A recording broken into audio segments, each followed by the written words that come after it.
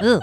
Okay, hey, Charlie. Almost imperceptible. Only dogs could. Hey, first of all, one thing you haven't touched, and as far as I know, you haven't touched on today, is the Attorney General of Texas is on the lam. Yeah. Oh, I know. His wife's driving, like in Raising Arizona. His wife is the getaway driver. Yeah, she's driving the Bronco. It's like Bonnie and Clyde. Yeah.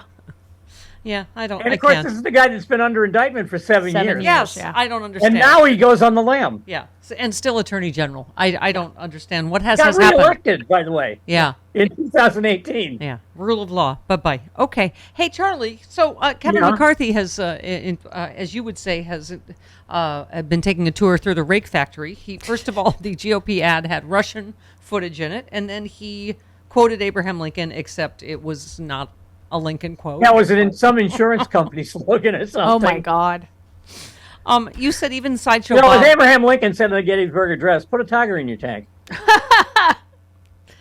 And you said elsewhere in GOP politics, the National Party pulled its dough from the congressional campaign of J.R. Majewski, who got caught cooking his military resume. He argued that his deployments were listed as classified. You said the obvious solution is to have the former president, who is standing by Majewski, think away the classified designation, right? Just do his absolutely. Mental, he should send the thought beams up from Mar-a-Lago to whatever district it is in Ohio. Right. By the way, can I just say, good point here, as we look forward to J6 tomorrow, you said Benny Thompson, whose quiet strength has been criminally overlooked in a rush to canonize Liz Cheney and Adam Kinzinger. I mean, we do set the bar so much lower for Republicans, right? But when any of them step over it, we're like, look what baby did. And Chairman Thompson is not only doing his due diligence on the January 6th Commission, he's also handling the Jackson water crisis in his home district. Yeah. So, I mean, he's having a heck of a year, actually. Yeah. What are you looking forward to tomorrow? I mean, obviously, we know we're going to see this footage of Roger Stone saying, the voting, let's start the violence. Yeah, I mean, I think tomorrow may, I think whatever comes out tomorrow, Roger Stone's going to be the show. Yeah. Yeah. He's going to be the thing everybody writes about, which may or may not be too bad, because I don't know what else they might have. Right. But supposedly this is going to be tracing the money too, right? Yeah. And also, that intrigues me. Yeah. Well, and find out who financed this thing. Mm-hmm. Plus, I just want it to start before Jamie Raskin cools off. Me too. See, we got him wound up of sexy liberal DC. Yeah, I'm telling you what, you lit a fire under that young man. Yeah. Because, he's a constitutional law professor, and I thought he was going to throw hands at folks. Yeah. Yeah. No, he was. I'm telling you, he was like that at Sexy Liberal DC. We were like, oh, holy, he has had just about enough of your bull. Thank you very much. I mean, it's and Liz Cheney. So I just wanted to review this part again about Secret Service stuff, real quick. Amount of information, and that takes the form of a whole range of types of communication. I will just not just text. Leave it there. Well. The text messages themselves, in many cases, are gone. But there are other forms of communication, like Teams messages and emails and other forms of communication. And we have received, probably about 800,000 pages at least of material. So I'm sort of like all over the place about what there was a new story about the Secret Service phones being seized. I'm sort of unclear how far we're going to get on the Secret Service stuff. Well, I think you've got what it looks like now is you've got a partially effective cover-up. Right. Some of the stuff is gone and some of the stuff isn't, but if enough still exists that you can reasonably speculate what the erased stuff is. I mean, it's like the 18.5-minute gap in the Watergate tapes. Yeah. Nobody's ever heard it, but we're all pretty sure we know what was in it. Right. And we draw those inferences based on the stuff that wasn't erased. So if they've got, what'd she say, 800,000 pieces of paper or something? Mm-hmm. That's a lot of paper. Yeah. Somewhere in there's going to be stuff that will allow you to reasonably speculate what the material that was erased, I think. Right. What So sorry. And so far, they haven't missed yet on telling us in advance what they can tell us in advance. Right. So You know what I'm saying, what I mean, about they haven't overshot. They haven't unreasonably raised expectations yet. Right. What about which brings us to the 9-second phone call, which we're saying, sorry, but seems pretty damning in itself that it originated from the White House to a Capitol rioter's phone. But yeah, I'm assuming it was the wrong number. I think they were sending out for pizza. 9 seconds, though? No, I mean, I don't know. I mean, who in the hell knows who had access to a White House phone in that White House? Yeah. I mean, it could have been anybody. Yeah. yeah. Could have been Konstantin Kalimnik. He might have, been living in the basement all these years. Who knows? Yeah. But yeah, I mean, the idea that they would have, somebody. We don't even know whose phone it is, right? No, we do. Don't we know? Yeah, we know who's the rioter. We know who the other side. Yeah, of the call. who is it though? Was it a high-ranking rioter, or was it just a boots on the ground rioter? New name to us. New name to us. I don't. Boots on the ground. Yeah, I mean, okay, so maybe it's somebody went to college with. Who knows? I don't know. All right. I would be interested in finding out who it was that called. Yeah. That The seems call like the more originated in the significant. White House, right? Yes. Yes. Yeah. Call was. Yeah, I coming mean from- that would be interesting to know. I think. Yeah. So let's. And if I were the lawyer for the guy who got the phone call, I would be interested in using that bargaining chip. Yeah. Yeah. Exactly. Well, all right. So let's talk midterms. We talked about this yesterday about parties split over defining threats to democracy. When we as Democrats hear that democracy is the number one issue, we think, oh, good, people are paying attention. But, Travis was saying yesterday, Republicans mean the opposite because they think communists are taking over or whatever. Right. They think we need more restrictions on voting. Right. And tighter control by the legislatures that they control, the state legislatures. Right. And they're all holding their breath for the Supreme Court decision in the fall. I thought this is ironic, Charlie. Republicans, this is in the polling store, Republicans define threats to democracy largely as government control. Well, they're the ones that wants the government to control everything. I mean, isn't that our main argument? Well, they certainly want the government to control a lot of stuff, yeah. Right. They want the government to control, in Florida now, they want the government to control what professors can say in class. Yep. I love this one. Which is really startling to me. Yeah. And guaranteeing a brain drain in a state that certainly can't afford one of those. Yeah. One female Republican voter said threats to democracy meant, quote, that our government would control everything. People wouldn't have a voice, control, a say in anything. And then that would be a series of laws that just control us as though we're puppets. This is a woman who knows that it's Republicans that want to control her body. I mean, I'm just curious.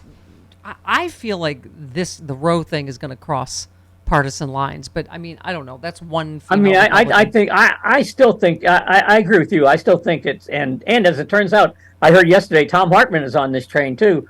I think it's still a landmine. I think it's still an unexploded bomb, and you're going to see what happens with it, because everybody I know across party lines. Of course, I live in the People's Republic of Massachusetts. But everybody I know who's talked about it is not just motivated; they're infuriated. Yeah. That's a good way to phrase it. That's great. They've got me talking like this is great. They've got me talking like Don King, not only motivated but infuriated. Here's the thing. We keep saying, Jody, right? The Bob Seska rule: don't get happy. Right. No matter what you hear about polls or registration. No, don't pay any attention to. Don't pay attention to any poll anywhere.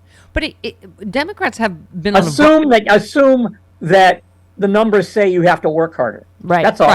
Right. That's the easiest thing. I mean, Democrats have been on a voter registration tear since the overturning of Roe, but there's a problem. They're digging out from a major Republican gains in the previous 18 months. The decision on Roe inspired a surge of new voter registrations, more likely to be female, young, and Democratic.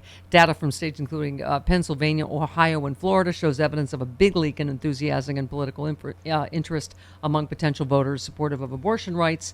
But that's obviously why things are shifting toward Democrats. But apparently earlier Republicans were really outpacing us. So I just, Charlie, it's as we say every time, it's about turnout.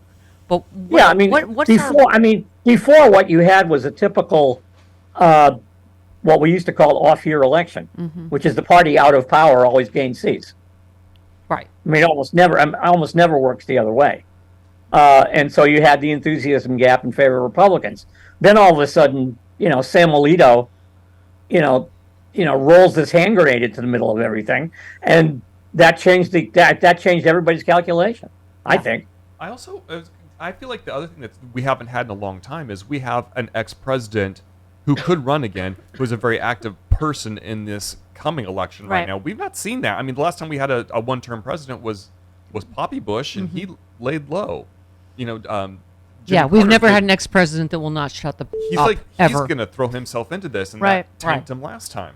Yeah. Yeah, and then you've got let's not minimize the fact that in a lot of key Senate races you've got crazy people running. Right. Yes. Yeah. I mean, Dr. Oz is a terrible candidate. J.D. Vance is a terrible candidate. Herschel Walker is beyond category. Yeah. I mean, he's even what's his name? That guy I always used to debate, Rabbi and the guy, the Peter Rabbi Thiel Shmuley robot in Botich. Arizona. What? Rabbi Shmuley Botich. You're supposed to say bless you. He was one of Dr. Oz's biggest celebrity backers. He has turned against him. He in an email he wrote to Oz, he said anyone who has a modicum of self-respect will condemn the actions of a campaign that mocks a stroke victim, especially when it's the campaign of America's most famous doctor. My father died of a stroke at the beginning of COVID. This statement is a disgrace and gutter politics at its worst. I thought this campaign would inspire people. What a waste.